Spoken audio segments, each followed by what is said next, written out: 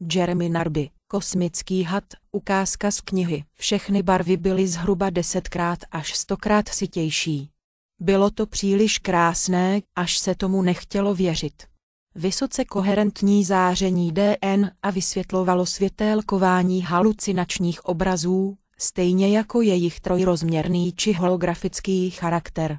Na základě této spojitosti jsem si nyní dokázal představit neurologický mechanismus zapadající do mé hypotézy, molekuly nikotinu nebo imetyltryptaminu obsažené v tabáku a ayahuasce aktivují své příslušné receptory, které spustí řetězec elektrochemických reakcí uvnitř neuronů, což vede ke stimulaci dna a zvláště k vysílání viditelného vlnění, které šamani vnímají jako halucinace.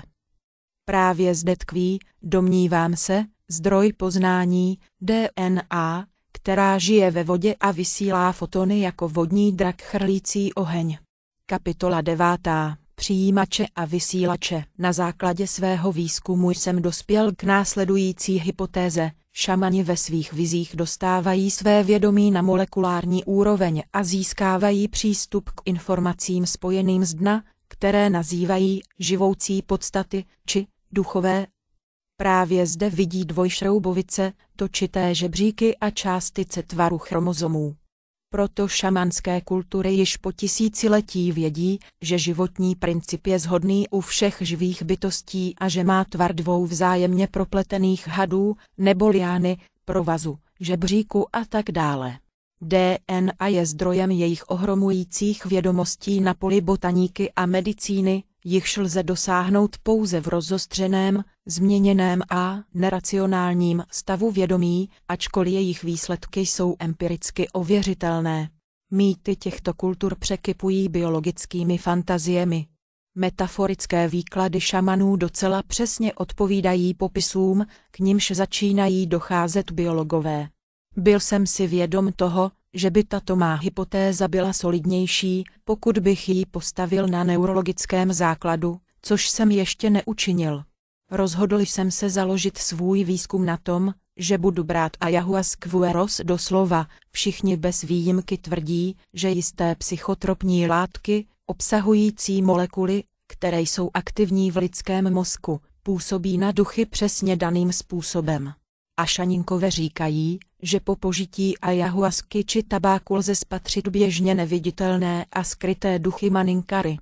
Carlos Pérez z Huma mi řekl, že tabák přitahuje maninkary. Amazonští šamani všeobecně považují tabák za potravu pro duchy, kteří po ní baží proto, že, už na rozdíl od lidských bytostí nemají oheň. Pokud byly mé hypotézy správné, pak mělo být možné najít souvislosti mezi těmito šamanskými představami a fakty zjištěnými na základě studií neurologického působení týchž látek. Přesněji řečeno, mělo by existovat analogické spojení mezi nikotinem a DNA obsaženou v nervových buňkách lidského mozku. Představa, že maninkary mají rádi tabák, se mi vždycky zdála legrační. Považoval jsem duchy za imaginární postavy, které si nemohou na hmotných substancích nijak pochutnat. Kouření jsem navíc považoval za zlozvyk a připadalo mi nepravděpodobné, že by duchové, pokud existují, podléhali stejnému návykovému chování jako lidé. Byl jsem nicméně rozhodnut bránit se podobným pochybnostem, ba naopak, předsevzal jsem si že budu šamany brát doslova. A ti byli ve svých slovech kategoričti, duchové po tabáku nenasytně dychtí. Vydal jsem se po této stopě a několik dnů jsem strávil v knihovně. Dokonce jsem obvolal pár specialistů na neurologické mechanismy nikotinu, abych této záležitosti hlouběji porozuměl a ujistil se, že si souvislosti nedomýšlím, jelikož neurologie rozhodně nepatřila k mým silným stránkám. Dozvěděl jsem se následující. Každá nervová buňka neboli neuron v lidském mozku je na svém povrchu vybavena miliardami receptorů.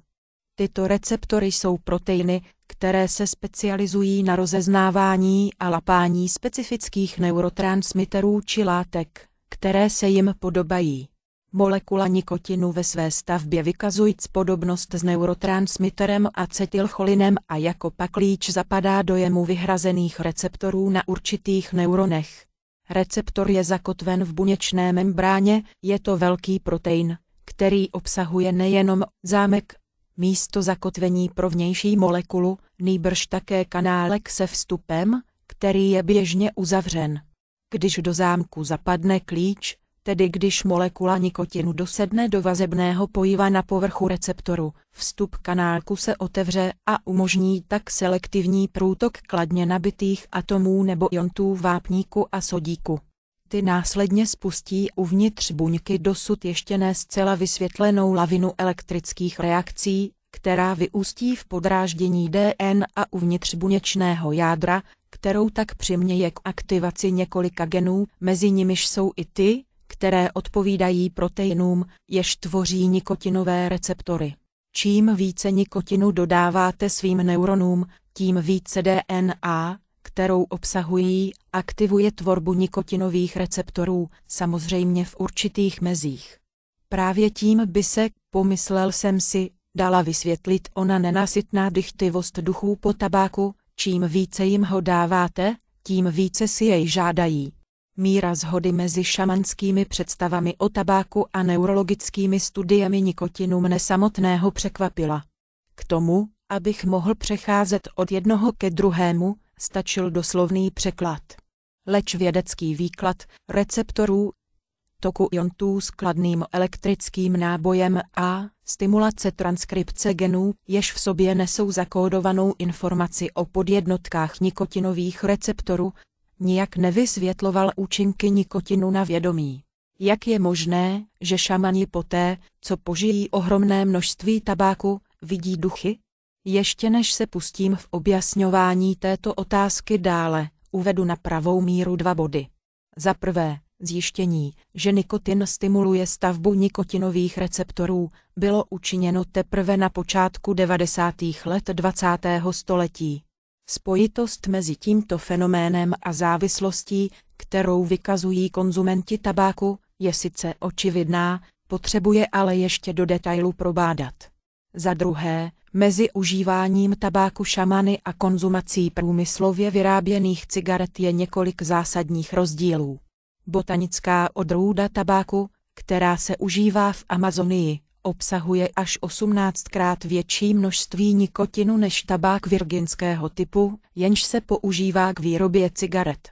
Amazonský tabák se pěstuje bez chemických hnojiv a pesticidů a neobsahuje žádné z aditiv, která se běžně přiměšují do cigaretového tabáku, jako jsou oxid hlinitý, dusičnan draselný, fosforečnan amonný, polyvinylacetát a stovky dalších, které představují přibližně 10% z konečné tabákové sušiny.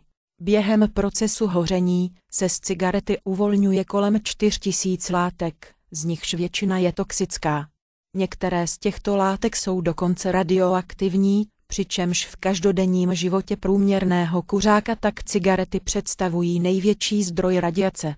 Podle jedné studie průměrný kuřák vstřebá za rok množství radiace, které odpovídá 250 dávkám vstřebaných při rentgenu plic. Cigaretový kouř je přímou příčinou více než 25 závažných onemocnění, včetně 17 typů rakoviny. Na druhé straně v Amazonii je tabák považován za lék. Ašaninský výraz pro léčitele či šamana je šeripiáry, což lze doslovně přeložit jako osoba, která užívá tabák. Ti nejstarší z ašaněnků, které jsem měl možnost poznat, byli všichni šeripiáry. Byli tak staří, že ani neznali svůj skutečný věk, který naznačovala pouze jejich vrázkami zbrázděná kůže, jinak byli pozoruhodně bystří, čiperní a zdraví. Tento nepoměr mne zaujal a proto jsem se jal v databázích vyhledávat srovnávací studie týkající se toxicity amazonské odrůdy, Nicotiana rustica, a odrůdy, která se používá k průmyslové výrobě cigaret, doutníků, tabáku k balení cigaret a dýmkového tabáku, Nicotiana tabacum. Nic jsem ale nenašel. Podobnou otázku si zjevně nikdo nepoložil. Pátral jsem také po studiích, které by se zaměřovaly na míru onemocnění rakovinou u šamanů, kteří pravidelně užívají vydatné dávky nikotinu, ani tentokrát jsem na nic nenarazil.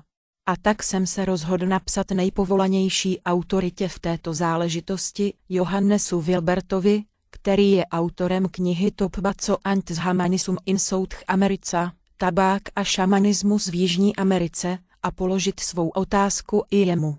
Odpověděl mi: je jistě zjevné, že západní tabákové výrobky obsahují množství rozličných škodlivin, které pravděpodobně nejsou přítomné v organicky pěstovaných rostlinách.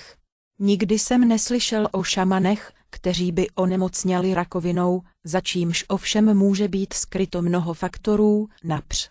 To, že se mezi přírodními národy neuplatňuje západní diagnostika, jejich přirozená délka života, magicko-náboženská omezení požívání taháku v kmenových společenstvích a tak dále. Zdá se jasné, že rakovinu nevyvolává nikotin, jelikož působí v mozku, a cigarety nevyvolávají rakovinu v mozku, nýbrž v plících, v jícnu, v žaludku, ve slinivce, v konečníku, v játrech a v močovém měchýři, tedy v orgánech, jež jsou terčem karcinogenního dechtu, který se do těla dostává také polikáním. Rozhodně, vědci nikdy skutečně nepovažovali tabák za halucinogen, protože na západě lidé nikdy nekouřili dostatečně velké dávky na to, aby dosáhli halucinačního stavu. Neurologické mechanismy halucinací vyvolaných tabákem tudíž nebyly nikdy zkoumány. Paradoxně jsou to však právě nikotinové receptory, které jsou neurologům nejlépe známy a které zkoumají již po desetiletí, jelikož mají k dispozici látky tyto receptory stimulující, acetylcholin a nikotin, tak i ty, které je blokují, jako je kurare a jedy jistých druhů hadů. A podivnou shodou náhod všechny tyto látky, tabák, kurare i hadí jed, zapadají přesně do jedněch a týchž zámků v našich mozcích. Byl podán uvězněným kriminálníkům, kteří sloužili jako lidská pokusná morčata. Účastníci studie zveřejněné v roce 1994 Rickem Strassmanem a kolektivem byli do jednoho zkušenými konzumenty halucinogenů, kteří se na výzkumu podíleli dobrovolně. Až na jedinou výjimku se jednalo o lidi z oboru nebo o studenty účastnící se odborného vzdělávacího programu. Pouze jeden jediný z těchto receptorů je vybudován podle modelu zámku spojeného s kanálkem.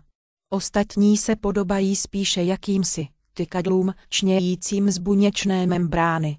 Když molekula serotoninu podráždí vnější část tykadla, to pak vyšle signál dovnitř buňky.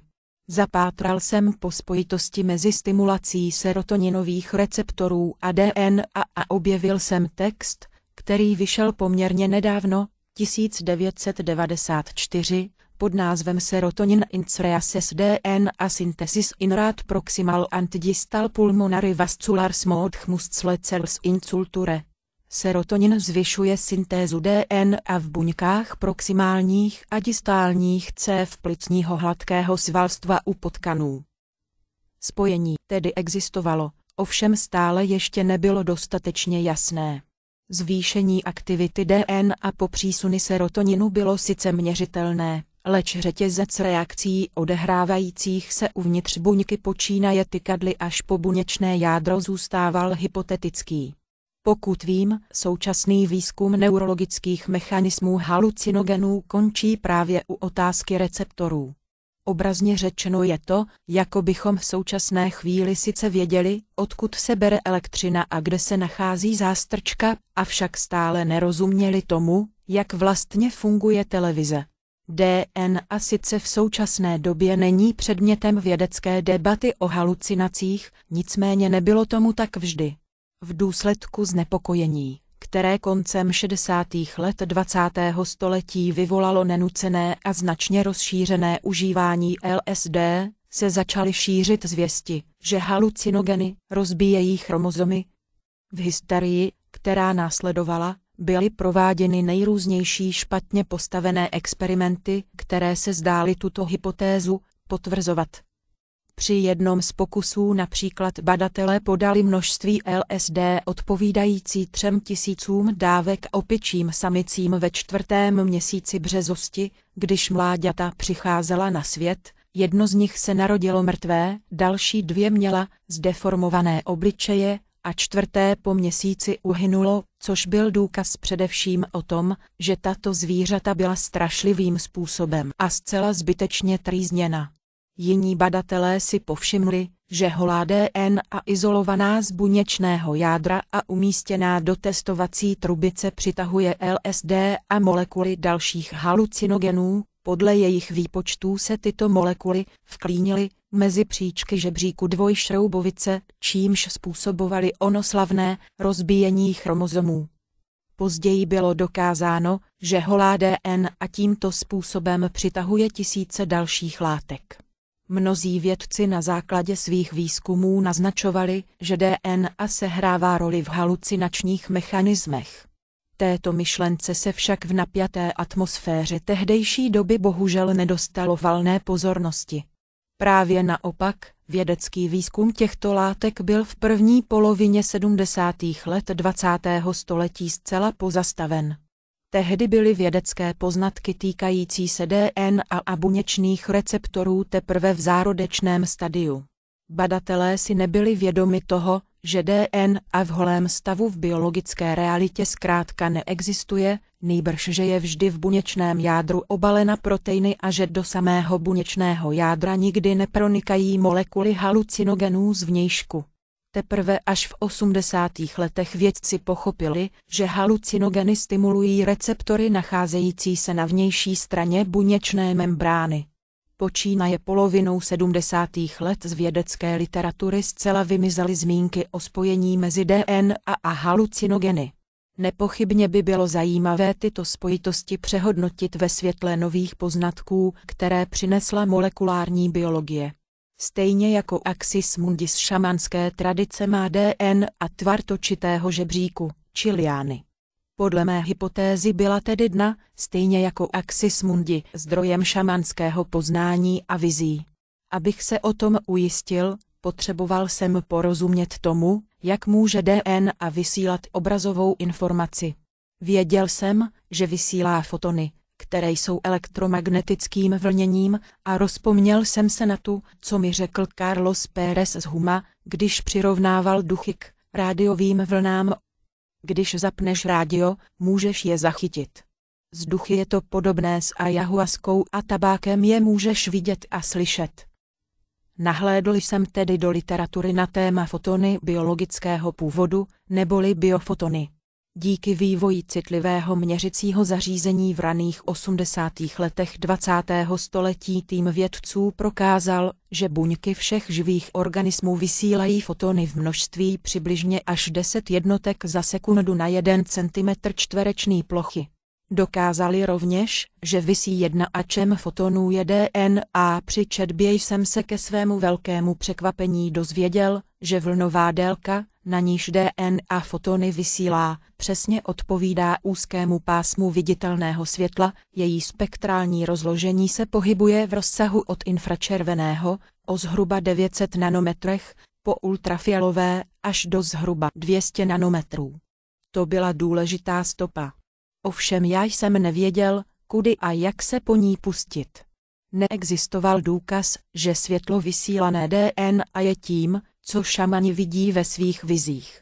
Nadto zde byl určitý podstatný aspekt tohoto vysílání fotonů, který mi unikal podle badatelů, kteří prováděli jeho měření, je tak slabé, že odpovídá intenzitě záření světla svíčky na vzdálenost asi 10 kilometrů, avšak zároveň je překvapivě vysoce koherentní ve srovnání s laserem. Jak může být ultraslabý signál vysoce koherentní? Jak může být svíčka hořící ve vzdálenosti 10 kilometrů srovnávána s laserem? Když jsem se nad tím důkladně zamyslel, dospěl jsem k závěru, že koherence biofotonů nezávisí ani tak na intenzitě jejich výstupu jako na jeho rovnoměrnosti. U koherentního zdroje světla se může různit množství vysílaných fotonů, avšak intervaly záření zůstávají konstantní. DNA vyzařuje fotony natolik rovnoměrně a pravidelně, že vědci tento fenomén přirovnávají k ultraslabému laseru. Tomu všemu jsem sice dokázal porozumět, ovšem stále jsem se nemohl dobrat toho, jaký to má dopad na můj výzkum. Obrátil jsem se na svého přítele, který píše populárně vědecké články, a ten mne z mého tápání ihned vyvedl následujícím vysvětlením. Koherentní zdroj světla, jako je laser, je vnímán v jasných zářivých barvách, světélkování a vytváří dojem holografické hloubky. Výklad mého přítele mi poskytl zásadní informaci. Detailní popisy halucinačních prožitků vyvolaných ayahuaskou se bez výjimky zmiňují o jasných zářivých barvách. Podle autorů studie o účincích dimethyltryptaminu, pokusné osoby popisovaly barvy jako jasnější, intenzivnější a mnohem sytější, než jaké vnímáme v běžném stavu vědomí nebo ve snech. Byla to modře jasná jako na nebi v poušti, ale na nějaké jiné planetě. Všechny barvy byly zhruba 10krát až 100krát sytější. Bylo to příliš krásné, až se tomu nechtělo věřit. Vysoce koherentní záření DNA vysvětlovalo světélkování halucinačních obrazů, stejně jako jejich trojrozměrný či holografický charakter. Na základě této spojitosti jsem si nyní dokázal představit neurologický mechanismus zapadající do mé hypotézy. Molekuly nikotinu nebo imetyltryptaminu obsažené v tabáku a ayahuasce aktivují své příslušné receptory, které spustí řetězec elektrochemických reakcí uvnitř neuronů, což vede ke stimulaci dna a zvláště k vysílání viditelného vlnění, které šamani vnímají jako halucinace. Právě zde tkví, domnívám se, zdroj poznání dna, která žije ve vodě a vysílá fotony jako vodní drak chrlící oheň. Krystaly křemene neboli čiré horské krystaly sehrály významnou roli v šamanské víře a praktikách mnohokrát v dějinách a v mnoha oblastech světa. Setkáváme se s nimi často již v prehistorickém kontextu. V mnoha raných pramenech o nich najdeme zmínky. Měli výsadní postavení ve starověké alchymii, čarodějnictví a magii a dodnes se používají v mnoha tradičních společenstvích. Američtí indiánští šamani a léčitelé je užívají k léčení, věštění budoucnosti a množství dalších účelů, přičemž z archeologických zpráv máme doklady o jejich starobylém užívání v obou Amerikách. Konkrétně amazonští šamani věří, že duchové mohou nabývat hmotné podoby a mohou být viditelní právě v krystalech křemene. Někteří šeripiári dokonce denně své krystaly krmí tabákovou šťávou. A co kdyby tito duchové nebyli nakonec ničím jiným než biofotony, které vysílají všechny buňky na světě?